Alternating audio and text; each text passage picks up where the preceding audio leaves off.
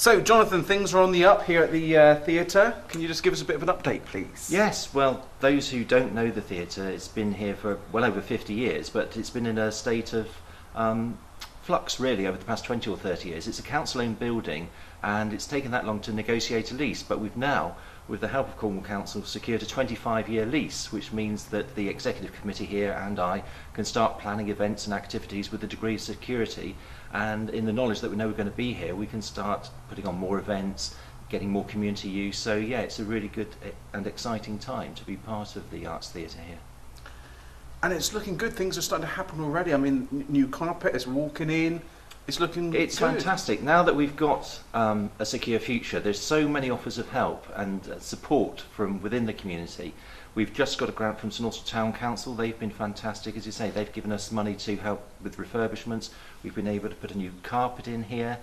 We've been able to get the bar double glazed, so that will make the whole place a warmer, more welcoming and comfortable place to come, because in the past I think it's had a bit of a history of being a bit of a chilly place, but we've had events up here now where people have come who've been in the past knowing what to expect with several layers on, and they just shed the layers and think, oh, this is really nice now, because we have to do that. People's expectations of a trip to the theatre are so much higher now than they were 20, 30 years ago, and we have to meet that. You know, that's the whole idea of this place, is to bring it up into a more sort of professional approach, get really good acts and events here, and really give St Austell the theatre it deserves.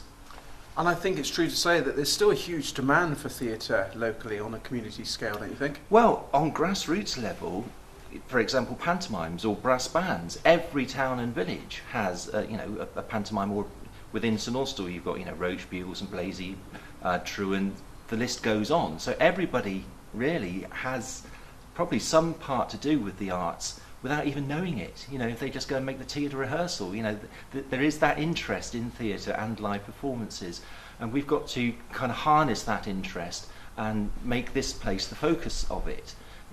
At the moment, maybe if you've got a night free, you might think, oh, what's on at the cinema? That's everybody's default position, and that's great. Night at the cinema is fantastic, but we've got to make them aware that this is a viable alternative. And a film at the cinema will be on DVD next week, or you can download it online, but a live performance is only there for that night. You're not going to get it anywhere else at any other time. So that's what makes it special. So what have you got coming up? Just give us some ideas. Well, we're just starting. The lease has just been finalised, so over the next 12 months, 18 months, you'll see a lot more activity here at the Community Centre and Arts Theatre. But most immediately, next Friday, we have Anne Widdecombe, who obviously everybody knows originally started off as an MP, but has reinvented herself so many times over the years, either as a TV maker of documentaries on social issues. She's presented her own TV programmes, or obviously she was in new fame as a ballroom dancer.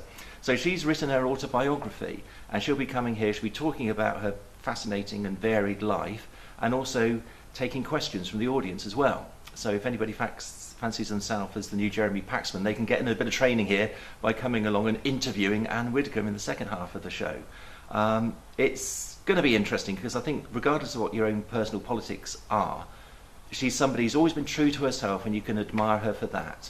And at least she's lived a life, or is living a life, I should say. It's not like a pop star who at the age of 18 churns out their autobiography. She has a story worth telling, and it's got vast library of anecdotes, and it's going to be a good fun evening, I think. So that's next Friday, the 30th of May.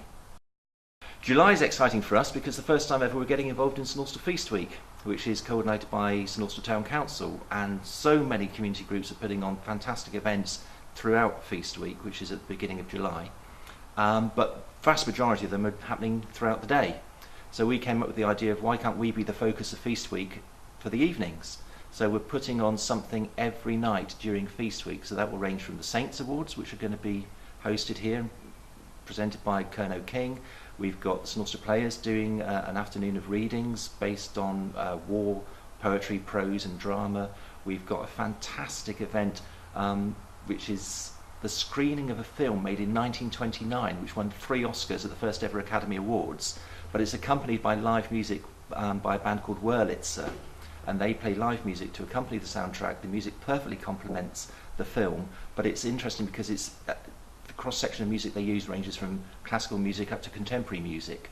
So even though some of the music may not have been written at the time of the film was made, it does fit perfectly. So we've got that, we've got an evening of choirs, we've got an evening of storytelling, and then we've got 2 performances of Call to Arms, which is an original piece of theatre which is being put together by some of the core members of last year's community play, The Bread Riots. So very, very busy week. That's going to be in July. And later in the year, in August, we've got Julia Fordham, the singer, and in the autumn, we've got Beverly Craven coming here. So, and other things planned but not yet finalised. And the best way for people to keep up to date, your website, your Facebook page? The website is being built at the moment, and hopefully we'll be going live soon. So at the moment our only online presence is the Facebook page, which is the St Austell Community Centre and Arts Theatre. So we're disseminating all the information about events and activities here at the centre through the Facebook page. And if you want to come see tickets to come, and please come and buy tickets to come, it's CRBO, Cornish Riviera Box Office. Their website is www.crbo.co.uk, and telephone number is 01726 879 500.